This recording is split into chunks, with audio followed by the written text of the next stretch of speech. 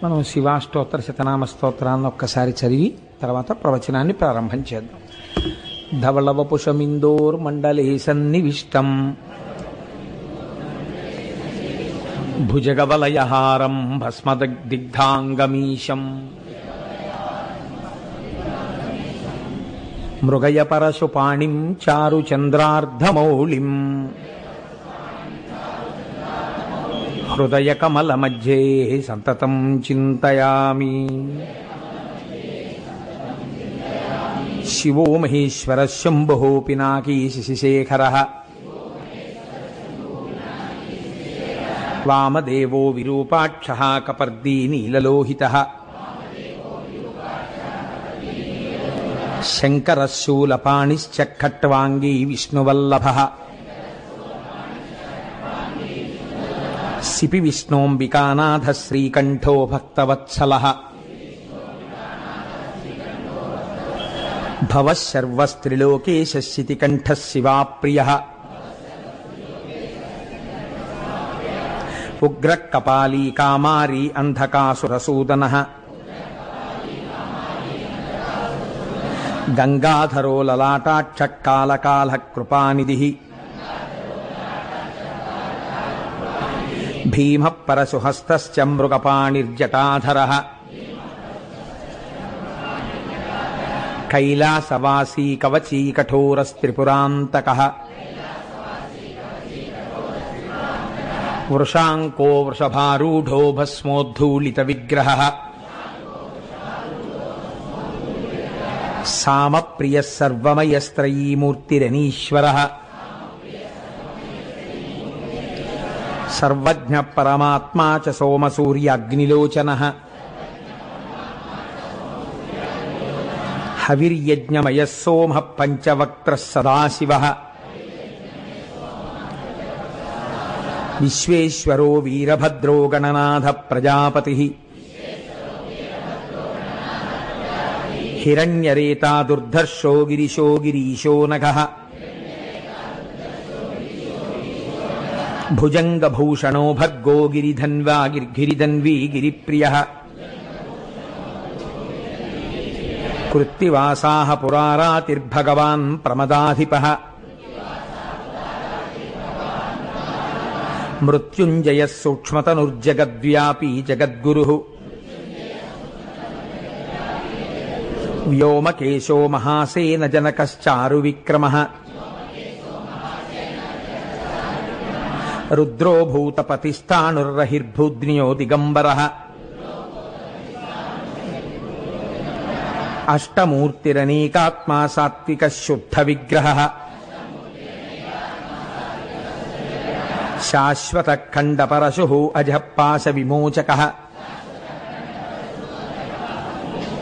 మృఢః పశుపతిర్దేవో మహాదేవో వ్యయో హరిః పూషదంతభిదవ్యగ్రో దక్షాధ్వర హరోహరః భగనేత్రభిదవ్యక్తః సహస్రాక్షः సహస్రపాత్ అపవర్గప్రదోనంతహస్తారకః పరమేశ్వరః ఏవం శ్రీశంభుదేవస్య నామ్నామష్టోత్తరం శతం. శ్రీ శివాష్టోత్తర శతనామ స్తోత్రం సమాప్తం.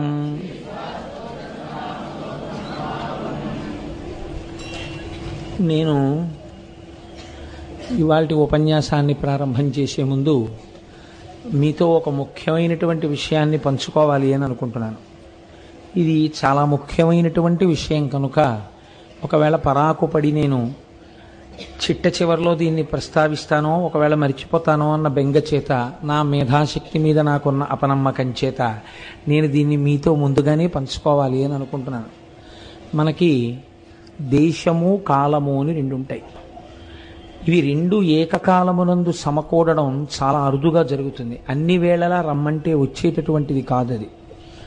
రేపటి రోజు మహత్తరమైనటువంటి రోజు. ఎందుచేత అని అంటారేమో, భీష్మాచార్యుల వారు యుద్ధరంగంలో పడిపోయారు. పడిపోయినప్పుడు ఒళ్ళంతా కూడా అంగుళం చోటు లేకుండా కొట్టారు బాణాలతో. కొడితే ఆయన రథం మించి కింద పడిపోయినప్పుడే బాణములతో కూడినటువంటి శయ్య మీద పరున్నట్టు పరున్నారు. కానీ తలకి వెనక నుంచి బాణాలు కొట్టరు కదా, తల వేలాడిపోయింది ఇలా వెనక్కి. అది నిజంగా కొంచెం హృదయ విదారకమైనటువంటి దృశ్యమే. మహానుభావుడు భీష్ముడంటే మరి తల వ్రేలాడిపోతే అర్జునుడు చూశాడు.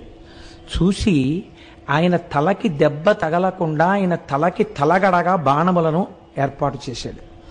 చేస్తే భీష్ముడు అర్జునుడిని పిలిచి అన్నాడు, ఈ పని నువ్వు చేసి ఉండకపోతే నీ మీద నేను శాపవాక్యాన్ని ప్రయోగించి ఉండేవాణ్ణి అన్నాడు. అంతటి మహానుభావుడైనటువంటి భీష్ముడు పంచప్రాణములు అని ఉంటాయి, ప్రాణ అపాన వ్యాన ఉదాన సమానములు అని. అటువంటి వాటిని మకర సంక్రమణం వెళ్ళిపోయిన తరువాత సూర్యుని రథం ఉత్తర దిక్కుకు తిరుగుతుంది. అంటే ఇవాల్టి రోజు రథసప్తమి. అందుకే మనం జిల్లేడాకులు రేగుపండు తల మీద పెట్టుకుని స్నానం చేస్తాం. అలా ఎందుకు పెట్టుకోవాలి అంటే పెద్దలు చాలా గొప్ప గొప్ప విషయాలన్నింటినీ కూడా అందులో నిక్షేపించారు. మనం తలస్నానం ఇప్పుడు మళ్ళీ అందులోకి పెడితే అదొక పెద్ద విషయం అయిపోతుంది. తలస్నానం చేస్తాం. ఈ రథసప్తమి నాడు ఆయన మొట్టమొదటి ప్రాణాన్ని ఉపసంహారం చేశారు అంటారు. అందుకని లేదా యోగ విద్యతో బొటనవేలి దగ్గర నుంచి ప్రాణాలని వెనక్కి తీయడం ప్రారంభం చేసినట్టు కాదు. తర్పణ ఇవ్వాలంటే ఒక ప్రాణం వదిలిపెట్టేయాలి. కాబట్టి రథసప్తమి నాడు మొట్టమొదటి ప్రాణాన్ని విడిచిపెట్టారు. కాబట్టి అష్టమి తిథి నాడు, భీష్మాష్టమి నాడు మనుష్య జాతిలో మనుష్యుడిగా పుట్టినటువంటి ఎవరైనా సరే భీష్మాచార్యుల వారికి తర్పణ ఇవ్వవలసిందే. చిత్రం ఏమిటంటే రేపటి రోజున తలస్నానం చేసి భీష్మాచార్యుల వారికి తర్పణ ఎందుకు ఇవ్వాలి అని అడిగారు. తర్పణ కొడుకిస్తాడు. భీష్ముడికి ఒక్కడికి మాత్రం ఇంకెవ్వరికి లేదు ఈ మర్యాద, ఒక్క భీష్ముడికి. ఎందుకు ఇవ్వాలి అని అడిగారు. రేపటి రోజున ఎవరు భీష్మాచార్యుల వారికి తర్పణ విడిచిపెడతారో వాళ్ళకి 2 ఫలితాలు చెప్పారు. పుత్ర సంతానం ఈశ్వరానుగ్రహంగా పొందినటువంటి వారైతే వారు రేపటి రోజున తర్పణ విడిచిపెడితే ఈ ఏడాదిలో వాళ్ళ వల్ల తెలిసి కాని తెలియక కాని జరిగినటువంటి పాపరాశిని ధ్వంసం చేస్తారు. ఏడాదిలో జరిగిన పాపాలు ఇంకా ఖాతాలో ఉండవు. 2, సంతానము లేనివారు ఉంటే రేపటి రోజున నువ్వులతో కలిపి తర్పణ విడిచిపెట్టాలి. అలా విడిచిపెడితే వచ్చే భీష్మేకాదశికి నువ్వులతో విడిచిపెట్టవలసిన అవసరం లేకుండా కొడుకుంటాడు అని శాస్త్ర ప్రమాణం. ఎన్నో చోట్ల ఈ విషయం ప్రస్తావన చేశారు పెద్దలు. భీష్మాష్టమి నాడు తప్పకుండా తర్పణ విడిచిపెట్టి తీరవలసినదే, లేకపోతే మనుష్యుడుగా పుట్టడమే హేయమైన విషయం అయిపోతుంది అని.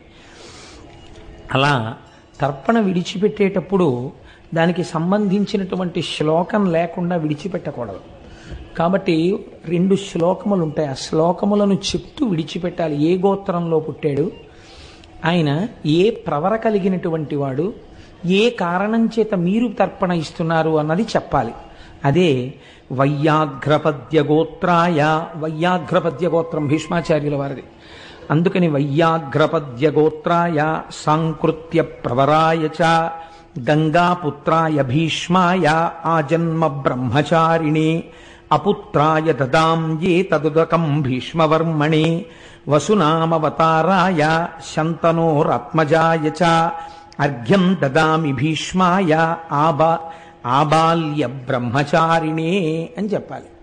అంటే మహానుభావ, నీవు వైయాఘ్రపద్య గోత్ర సంభవుడవు, సాంకృత్య ప్రవర కలిగినటువంటి వాడవు, గంగాదేవి యొక్క పుత్రుడవు, ప్రతిజ్ఞ చేసి భీష్ముడన్న పేరు పొందినవాడవు, ఆజన్మాంతరము బ్రహ్మచారిగా జీవితమును గడిపినటువంటి వాడవు, ఆ కారణము చేత కొడుకులు లేనివాడవు. అందుచేత నీ వంటి ధర్మమూర్తి యుద్ధభూమిలో పడిపోయినప్పుడు కృష్ణ భగవానుడంతటి వాడు ఈ పని చెయ్యవలసిందే అన్నాడు. కనుక నేను భీష్మవర్మణి. క్షత్రియుడైతే వర్మ అనాలి, వైశ్యుడైతే గుప్త అనాలి, బ్రాహ్మణుడైతే శర్మ అనాలి ఉపనయనం తర్వాత. అందుకని ఓ భీష్మవర్మ, మీకు మేము తర్పణ విడిచిపెడుతున్నాం. వసునామవతారాయ, అష్టవసువులలో ఒకడవైనటువంటి వసువు యొక్క అవతారమూర్తి.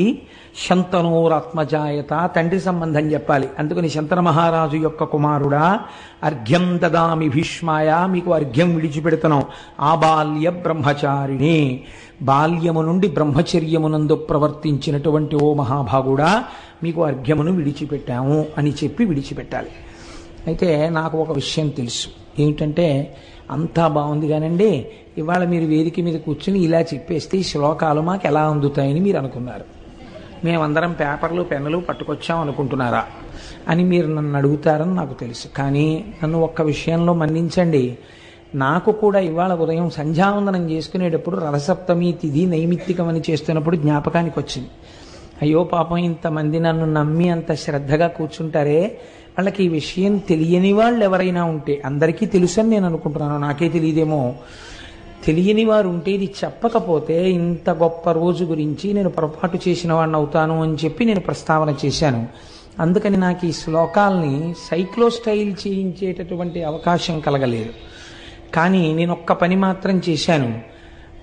నాకు ప్రముఖ అంతేవాసి మా ముత్యాల సత్యనారాయణ లేచి నిలబడిన ఆయన ఓసారి, ఆయనకి నేను రాసి ఇచ్చాను ఈ శ్లోకాలు. మీరందరూ సభ అయిపోయిన తర్వాత రేపు మనం అర్ఘ్యం ఇద్దాం ఈ శ్లోకాలతో అనుకున్న వాళ్ళు అతన్ని పట్టుకుని అతని దగ్గర రాసుకోండి. కాబట్టి అతనికి నేను రాసి ఇచ్చాను. కానీ సభ జరుగుతుండగా ఇప్పుడు మాత్రం అది సర్క్యులేట్ చేయడం కానీ అది రాస్తున్నట్టు కానీ ఎక్కడైనా నాకు కనపడితే దానికి పూర్తి నైతిక బాధ్యత నీదే అయి ఉంటుంది సత్యనారాయణ, తెలిసిందా? అది ఈ గోపాలకృష్ణ గారికి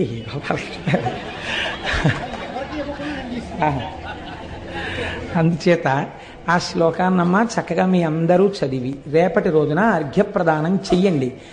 దానివల్ల మనకి ఎంత మేలు కలుగుతుందో, మళ్ళీ మళ్ళీ రమ్మంటే వచ్చే తిథులు కావు ఆ తిథులు. అటువంటి తిథుల యందు మనం తప్పకుండా ఆ పని చెయ్యాలి. అసలు మీకు నేను ఒక రహస్యం చెప్తే ఆశ్చర్యపోతారు. శాస్త్రంలో కొడుకు పుట్టలేదు లేదా పోని సంతానమే కలగలేదు అని బెంగ పెట్టుకున్న వాళ్ళు ఉంటే ఏం చేయిస్తారో తెలుసా అండి పెద్దలు? రేపటి రోజున తన తండ్రికే పెడితే ఎలా పెడతారో అలా భీష్మాచార్యుల వారి ప్రవర చెప్పి తద్దినం కూడా పెడతారు. ఖచ్చితంగా కొడుకు పుడతాడు అని శాస్త్రం అలాగే మాట్లాడింది. నేను అబద్ధాలు మాట్లాడటలేదు. కావాలంటే మీరు మా ఇంటికి రండి, అంటే ఇప్పుడు వచ్చేయమని కాదు నా ఉద్దేశం, ఎప్పుడైనా వచ్చినప్పుడు నేను చూపిస్తాను మీకు ఆ ప్రమాణాలు కూడా.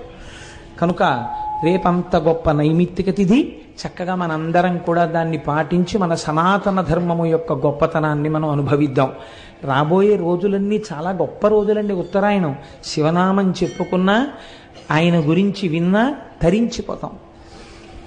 కనుక ఇవాళ మనం ఉజ్జయిని క్షేత్రం గురించి చెప్పుకోవాలి. సౌరాష్ట్రే సోమనాథంచ శ్రీశైలే మల్లికార్జునం, ఈ రెండు పూర్తి చేయగలిగాం. అవంతికాయాం విహితావతారం ముక్తి ప్రదానాయ చ సజ్జనానాం అకాల మృత్యో నివారణార్థం వందే మహాకాళ మహామరీశం. ఈ శ్లోకం ఉజ్జయినిలో ఉన్నటువంటి మహాకాళుడికి నమస్కారం చేస్తుంది. అయితే మీరు ఇందులో ఒక చిన్న విషయాన్ని గుర్తుపట్టే ప్రయత్నం చేయండి. ఇందులో అంటారు ముక్తి ప్రదానాయ చ సజ్జనానాం, సజ్జనులకు ముక్తినిచ్చువాడా. సజ్జనులకు ముక్తినిచ్చువాడా అన్న మాటకు అర్థమేమి? సజ్జనులు అంటే నేను ఉజ్జయిని వెళ్ళాను అనుకోండి, నేను సజ్జనుడనో కానో నాకెలా తెలుస్తుంది? నా మటుకు నేను ఎప్పుడూ మంచివాడినే. నాకు అయ్యో నా అంత మంచివాడి దేశంలో ఎక్కడుంటాడు, నేనే మంచివాడిని అనిపిస్తుంది, ఎదుటి వాళ్ళందరూ చెడ్డవాళ్ళు అనిపిస్తుంది కదా. మరి ఏమిటి సజ్జనుడు అన్న మాటకు అర్థం అసలు? అంటే మీరు ఇక్కడ కొంచెం ఒక విషయాన్ని జాగ్రత్తగా పసిగట్టే ప్రయత్నం చేయాలి. నేను దీనికి మీకు ఒక ఉదాహరణ చెప్తే మీరు తొందరగా పట్టుకోగలుగుతారు. ఒక ఆయనకి జ్వరం వచ్చింది. జ్వరం వస్తే డాక్టర్ గారి దగ్గరికి వెళ్ళాడు. డాక్టర్ గారు అన్నారు, నీకు ఫలానా కారణం చేత జ్వరం వచ్చింది, ఒక 3-4 రోజులు బాధపడవలసి ఉంటుంది, తగ్గిపోవడం కోసం మందులు రాస్తున్నాను, నువ్వు ఈ మందులు వాడు, ఈ మందులతో పాటుగా నువ్వు కొంత పథ్యం చెయ్యవలసి ఉంటుంది. ఏదో నువ్వు చద్దన్నం తినేయడం, వేడన్నం తినేయడం, కూరలు వేసుకుని అన్నం తినడం ఇలాంటివి పనికిరావు, రొట్టె పాలు తాగు అన్నారు. డాక్టర్ గారు ఇచ్చినటువంటి ఔషధం పథ్యం చెయ్యకుండా ఉంటే జ్వరాన్ని తగ్గించగలదా? ఆయన చెప్పినా కూడా పథ్యం చేయలేదు, జ్వరం తగ్గుతుందా? అదేం పెద్ద క్వశ్చన్ అండి, అలా చూస్తారు ఎందుకు? తగ్గుతుందా? తగ్గదు కదా. పథ్యం డాక్టర్ గారు మందు ఇచ్చినా ఆ మందు రోగం తగ్గించడానికే అయినా పథ్యం చేయకపోతే రోగము తగ్గదు కదా. భక్తి యందు పరమేశ్వరార్చన చేసేటటువంటి వాడికి సదాచారము తెలిసి ఉండవలే, శౌచము తెలిసి ఉండవలే, ఏదో స్నానం చెయ్యాలి, ఓ గుళ్ళోకి వెళ్ళాలి, ఇది తెలిసి ఉండాలి కదా. ఈ సదాచారము పథ్యం లాంటిది. భగవద్భక్తి ఔషధం లాంటిది. ఈ ఔషధం వేసుకుని ఈ పథ్యం తింటే, పథ్యాన్ని పాటిస్తే ఏమవుతుంది? భవరోగం అనేటటువంటి రోగం తగ్గుతుంది. కానీ లౌకికంగా బయట వచ్చే వ్యాధికి భగవత్ సంబంధంలో వచ్చేటటువంటి భవరోగానికి ఒక తేడా ఉంది. ఇక్కడ అమాయకత్వం చేత పథ్యం చేయడం ఒక వ్యక్తికి తెలియలేదు.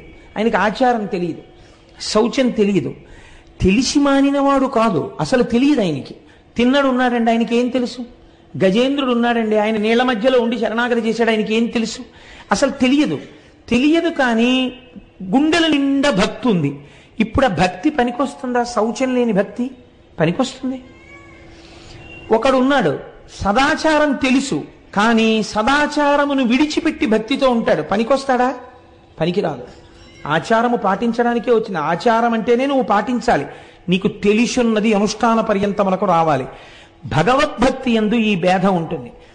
ఏమీ తెలియనప్పుడు అది ఆచారమైన తెలియక భక్తితో ఉండి పొరపాటు చేసినా ఈశ్వరుడు పక్కన పెట్టి ఏలుకుంటాడు. ఇప్పుడు పథ్యము తప్పుగా ఉన్నా మందు పనికొచ్చేసింది, భక్తి పనికొచ్చేసింది. బయట రోగానికి భవరోగానికి తేడా ఉంటుంది భక్తి విషయంలో. ఆచారం తెలిస్తే ఆచారమును కూడా పాటించి తీరవలే. ఇది ఒకటి. ఈ విషయాన్ని మీరు దృష్టిలో పెట్టుకున్నప్పుడు మహాకాళ దర్శనమునందు సజ్జనానాం అన్న మాట ఎందుకు వాడారో గుర్తిరిగి ప్రవర్తించవలే. అందుకే మహాకాళుడన్న మాట కామాన్ని పోగొట్టేటటువంటి వాడు అన్నమాట. కాలారి కామారి రెండు మాటలు వాడతారు పరమశివుడికి. కాలారిగా మీకు అనుగ్రహం కావాలన్నా, కామారిగా అనుగ్రహం కావాలన్నా మీకున్న స్థాయిలో మీరు అనుష్ఠానమునకు తెచ్చుకుని మాత్రమే ఈశ్వరుడు యందు ప్రవర్తించవలే. అక్కడ మీ ఇష్టం వచ్చినట్టు ప్రవర్తిస్తానంటే మాత్రం కుదరదు. నిన్నటి రోజున శ్రీశైల మల్లికార్జునుడి విషయంలో మీరు వెళ్ళి ధూళి దర్శనం చేసుకుంటే ఆయన పొంగిపోయాడు. ఈ మాట అనడం వెనకాతల ఉన్న రహస్యం ఇది. ఉజ్జయిని ఎందుకు అలా వెడుతుందో ఇప్పుడు మీరు అవధరించండి. ఆ కోణంలో మీరు పరిశీలన చెయ్యనప్పుడు, మీరు ఉత్తరోత్తర క్షేత్రానికి వెళ్ళినప్పుడు మీకు అసలు ఆ క్షేత్ర దర్శనమునందు ఈ కోణం ఉంటుందన్న విషయం అవగతము కాదు. అందుకని నేను అలా తీసుకొచ్చే ప్రయత్నం చేశాను. అవంతి అని పూర్వకాలంలో ఉజ్జయినికి పేరు. అవంతి అంటే ఏమిటి?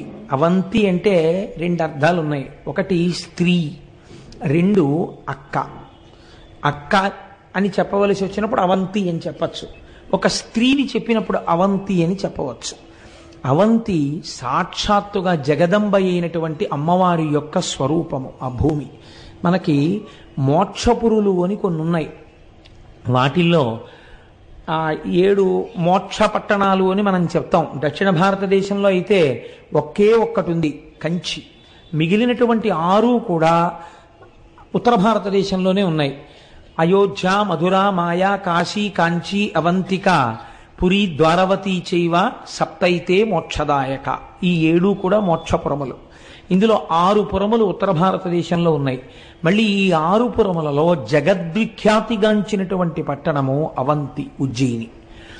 ఈ ఉజ్జయిన్ ఒక పక్కన మహాకాళుడి చేత ఎంత ప్రసిద్ధి పొందిందో మహాకాళి చేత అంత ప్రసిద్ధి పొందింది. అది చిత్రం. ఇద్దరి చేత అంతే ప్రసిద్ధిని పొందింది. సౌందర్యలహరిలో శంకరాచార్యుల వారైతే ఈ పట్టణాలన్నింటినీ అమ్మవారి కళ్ళల్లో దర్శనం చేశారు. విశాలా కళ్యాణి స్ఫుటరచిరయోధ్యా కువలయై కృపాధారాధారా కిమపి మధురా భోగవతిక అవంతి సృష్టిస్తే బహునగర విస్తార విజయ ధ్రువం తత్తన్నామవ్యవహరణ యోగ్యా విజయతే అన్నారు. కృపాధారాధార అని పిలిచారు. ధారానగరం, ధారానగరం అని దాని రాజధానికి పేరుండేది. భోజరాజు గారు పరిపాలించాడు. భోజకాళిదాసుల కథలు మీకు తెలిసే ఉంటాయి, మహానుభావుడైన.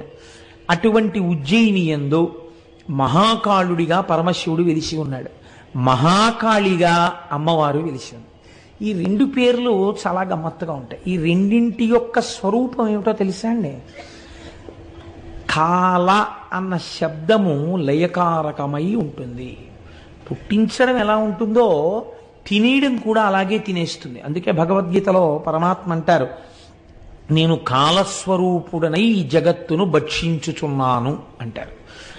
నిన్న కనపడిన వస్తువు ఇవాళ కనపడలేదనుకోండి, దానికి మీరు ఇవాల్టి తేదీని మరణ తేదీగా వేశారు అని గుర్తు.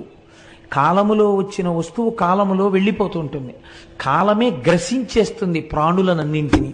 అటువంటి కాలము స్త్రీ స్వరూపంలో చెప్పబడినప్పుడు కాళిక. అందుకే మూర్తి ఉగ్రముగా కనపడుతుంది మీకు. అప్పుడే తెంపబడినటువంటి తలలను, రక్తమోడుతున్నటువంటి తలల్ని మొలకి కట్టుకుని ఒంటి మీద వస్త్రం లేకుండా అమ్మవారు ఆయుధములను పట్టుకుని నాలుక పైకి చాపి నెత్తురు తాగుతూ తాండవం చేస్తున్నటువంటి మూర్తిగా ఉంటుంది మహాకాళి. కానీ మీరు ఒక్కటి గుర్తుపెట్టుకోండి, కాళికా స్వరూపము కేవలము భయపడవలసినటువంటి స్వరూపము కాదు. ఒక చోట గంగానది పైనుంచి పర్వతాల మించి కింద పడుతుంటుంది. అంత మాత్రం చేత మీరు స్నానం చేయలేరు కాబట్టి అది గంగ కాదని మీరు అనగలరా? మీరు స్నానం చెయ్యలేరని చెప్పండి అంతే. అంతేగాని అది గంగ కాదని మీరు అనకండి, అది గంగే. మీరు ఉపాసన చేయడానికి మీ మనసు ఆ మూర్తిని తట్టుకోలేదని చెప్పండి అంతే. మీకు ఉపాసనా బలం లేదు అటువంటి మూర్తిని చేయడానికి. అందుకే శంకరాచార్యులు వారు ఈ దేశంలో చేసిన మహోపకారం, కలియుగంలో చాలా మందికి ఉపాసనా శక్తి క్షీణించిపోయి కొన్ని మూర్తుల ముందు నిలబడలేరని ఆ మూర్తుల యందున్నటువంటి శక్తిని తీసేశారు ఆయన. తీసేసి చక్రాల్లోకి పెట్టేశారు. జంబుకేశ్వరంలో అయితే చాలా చిత్రం చేశారు ఆయన. తీసేసి అమ్మవారి తాటంకాలకి శ్రీచక్రాలు వేసి అందులో పెట్టేశారు. శంకరాచార్యులు వారు చేసినటువంటి ఉపకారం ఈ దేశంలో ఎవరు చేయగలరండి? అంతటి మహోపకారం చేసిన జగద్గురువులు వారు. కనుక ఆ మహాకాళీ స్వరూపం కూడా యుద్ధ భూమిలో తెగటారుస్తూ ఉంటుంది, అంటే పడగొడుతుంది. ఇంతటి తల్లి అయినా ఆవిడకి ఒక్కటి తెలుసు, మీరు చాలా జాగ్రత్తగా గమనించాలి. పరమశివుడు యుద్ధ భూమిలో పడిపోతే ఆగిపోయి ఉంటుంది ఆవిడ తాండవం. దాని అర్థం ఏమిటో తెలుసా అండి? మహాకాళి విజృంభిస్తే ఎలాగ ఆపాలి అన్నది ఎవ్వరికీ తెలియలేదు. తెలియకపోతే పరమశివుణ్ణి ప్రార్థన చేశారు, నువ్వే ఆపాలయా ఆవిడ్ని అని. శంకరుడు వెళ్ళి యుద్ధభూమిలో పడుకున్నాడు. పడుకుంటే ఆవిడ తాండవం చేస్తూ తొక్కింది శంకరుణ్ణి. తొక్కగానే స్పర్శ చేత తెలుసుకుంది తన భర్త అని ఆగిపోయింది. ఎంతటి అపచారం! నా కాల ఆయనకి తగిలిందని ఆగిపోయింది అంతే. ఆవిడ ఆ స్థితిలో కూడా మహాపతివ్రత, మహాకాళి. ఇక్కడ ఉన్న రెండు స్వరూపములు కూడా కాలస్వరూపములై ఉన్నవి. అంటే ఇవి లయకారకములై ఉంటాయి, తినేస్తాయి లోకాన్ని. తినేసే స్వరూపం దగ్గరికి మీరు ఎడతారండి? తింటుంది.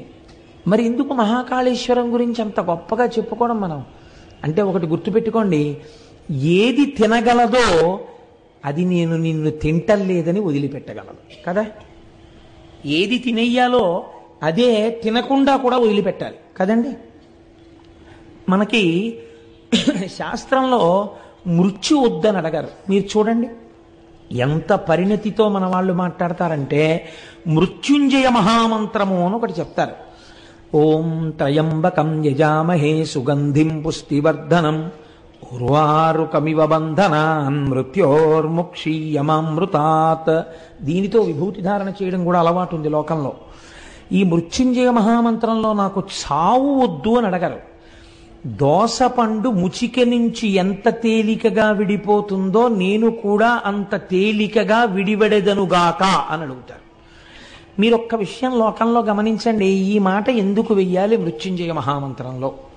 మీరు ఒక పిండిని తెంపేశారనుకోండి, ఒక పిండిని తెంపితే రసి బయటికి వస్తుంది. అది ఏ కాయవనివ్వండి, కొద్దిగా రసో పాలో ఏదో ఒకటి చెట్టులోంచి పైకి వస్తాయి. మనిషి బ్రతకవలసినటువంటి ఆయుర్దాయాన్ని పొందకుండా వెళ్ళిపోతే ఖచ్చితంగా ఆయన వెళ్ళిపోవడం చేత ఆయన వెనకనున్న వాళ్ళ కళ్ళంబట నీళ్ళొచ్చి అతను లేని కారణం చేత ఆ కుటుంబపు వృద్ధి దెబ్బతినేటటువంటి పరిస్థితి ఉంటుంది. వెళ్ళిపోయిన వాడు వెళ్ళిపోయాడు, కానీ వెనకనున్న వాళ్ళు ఖచ్చితంగా ఆ అందాన్ని పొందలేరు, పొందవలసిన అభ్యున్నతిని పొందరు. కాబట్టి శాస్త్రం ఏం చెప్తుందో తెలుసా అండి? మృత్యు వద్దని చెప్పదు. 90 ఏళ్ళు వచ్చినా 80 ఏళ్ళు వచ్చినా మృత్యువు లేకుండా నాకు ఇవ్వండి వరం అంటే ఇవ్వదు, అలా అడగమని చెప్పదు. నాకు పండిపోయినటువంటి పండు నేలరాలిపోయినప్పుడు మీకు రసి కానీ పాలు కానీ ఉండవిహ. అది తనంత తాను చెట్టు విడిచిపెట్టేస్తుంది ఆ పండుని. ఆ పండు కూడా నేల మీద పడిపోతుంది, పగిలిపోతుంది, ఇంకోళ్ళు తినాలని పడిపోతుంది అంతే. అలా ఒక వయసు వచ్చేసిన తర్వాత ఇంకా చాలు, సాక్షిగా నేను దేహాన్ని చూస్తూ ఇందులోంచి విడివిడిపోతానని కోరుకో. జ్ఞానాన్ని మాత్రమే బోధ చేస్తుంది సనాతన ధర్మం.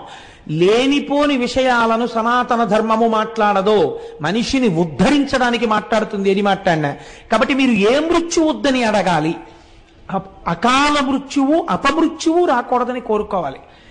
ఇంకా కడుపున పుట్టిన కూతురికి పెళ్లి చేయలేదు, కన్యాదానం చేయలేదు, కొడుకు వృద్ధిలోకి రాలేదు, తర్వాతి తరాన్ని ఒక మనవణ్ణి చూడలేదు, ఎత్తుకుని ముద్దాడలేదు, ఈలోగా ఆయన శరీరం పడిపోకూడదంటే ఏం చేయాలి? మీ చేతిలో ఉందా, నా చేతిలో ఉందా? చేసిన పాపం ఉంది వెనకాల, అది తరువుకొస్తోంది. కాలోహి బలవాన్ కర్త సతతం సుఖ దుఃఖయో నరాణాం పరతంత్రాణం పుణ్య పాపానుయోగత అంటాడు వ్యాసుడు. నువ్వేహీ చేయలేవు, నువ్వు పరతంత్రుడవు. కాలస్వరూపంతో ఈశ్వరుడు తీర్పు చెప్పేస్తున్నాడు, దాన్ని ఔదల దాల్చడమే. మరి ఇటువంటప్పుడు ఏం చెయ్యగలవు? అపమృత్యువు తన్నుకొచ్చేస్తుంటే ఒక పక్క నుంచి ఏం చెయ్యాలి కుటుంబాన్ని రక్షించుకోవడానికి? వస్తుందో రాదో కూడా నీకు తెలియదు జాతకంలో. వచ్చిన తర్వాత నువ్వు చేయగలిగింది లేదు. ఏం చెయ్యాలి? అందుకే మనం ఏ దేవాలయానికి వెళ్ళండి, తీర్థం ఇస్తే ఓ మాట చెప్తారు. అకాల మృత్యుహరణం సర్వవ్యాధి నివారణం సమస్త పాపక్షయకరం శ్రీ ఉమామహేశ్వర లేదా లక్ష్మీనారాయణ పాదోదకం పావనం శుభం అని ఇస్తారు. అపమృత్యు దోషం రాకుండా మనకి తీర్థం ఇస్తారు. ఎవడు తినేయాలో వాడి అనుగ్రహాన్ని మీరు పొందారనుకోండి, వాడు సరే విడిచిపెట్టాను, నిజమునకు నువ్వు చేసిన పాపానికి నిన్ను తినాలి, కానీ తిన్నంత పని చేసి నిన్ను వదిలిపెట్టేస్తున్నానన్నాడు. ఇప్పుడు ఏం చేస్తాడు? తినడు, తినకుండా వదిలేస్తాడు. దాని ఎందు ఈ రెండవ కోణం లేకపోతే మీరు ఎందుకు ఎడతారు అసలు మహాకాలం? చెప్పండి నాకు. ఈ సిద్ధి కావాలంటే మహాకాలం వెళ్ళాలి. 2 అయితే ఏమండి 80 ఏళ్ళో 90 ఏళ్ళో వచ్చాయి, అప్పుడు వెళ్ళకూడదా ఉజ్జయిని? ఇంకా వెళ్ళాలి. ఎందుకు వెళ్ళాలి? పండు పడిపోయినట్టు చెట్టు నుంచి తాను ఏ బెంగా లేకుండా విడివడేటటువంటి స్థితి కలగడానికి వెళ్ళాలి. కాబట్టి అసలు జీవితంలో వెళ్ళవలసిన క్షేత్రం అంటూ ఉంటే ఎక్కడ ఉండాలి? మహాకాలమునకు వెళ్ళి తీరాలి. కాబట్టి మహాకాలం ఎక్కడ ఉండాలి? అందరికీ అందుబాటులో ఉండాలంటే మధ్యలో ఉండాలి. మనం ఏమంటాం? ఏమిటంటే తెల్లారు లేస్తే ఆ ఆఫీస్తో ఎంతో పని ఉంది, తీసుకెళ్లి ఊరు బయట పెట్టారేంటంటే ఆ ఆఫీస్ని, అందరికీ అవసరం కాబట్టి అది ఊరు మధ్యలో ఉండాలి ఆ ఆఫీసు అంటాం. అందరికీ అవసరమైంది ఎక్కడ ఉండాలి? ఊరి మధ్యలో ఉండాలి. అందరికీ అవసరమైన క్షేత్రం ఎక్కడ ఉండాలి? భారతదేశానికి మధ్యలో ఉండాలి. అందుకే భూమధ్య రేఖ వెడుతున్న చోట ఈ క్షేత్రం ఉంది. మహాకాలము ఉజ్జయినికి ఉన్నటువంటి గొప్పతనం అది. భూమధ్య రేఖ వెడుతూ ఉంటుంది. వెడుతున్న చోట ఇక్కడ స్వయంభూగా స్వామి అవతరించారు. అవతరించడంలో కేవలము ఇదొక్కటే ఆయన ప్రయోజనమా? అపమృత్యువును తీయడం ఒక్కటే ఆయన లక్ష్యమా? కాదు. ఎప్పుడైతే అపమృత్యువును కూడా తీయగలడో ఆయనకుండే విశేషాధికారమేమి? మీరు కోరుకున్న కోరికని తీర్చడం ఆయనకి పెద్ద లెక్కలోనిదే కాదు. డిస్ట్రిక్ట్ కలెక్టర్ అండ్ మెజిస్ట్రేట్ ఉన్నాడండి, ఆయన కలెక్టర్ గారు మెజిస్ట్రేటు కూడా. ఆయన తలుచుకుంటే భూమికి పట్టాలు ఇచ్చేయగలరు.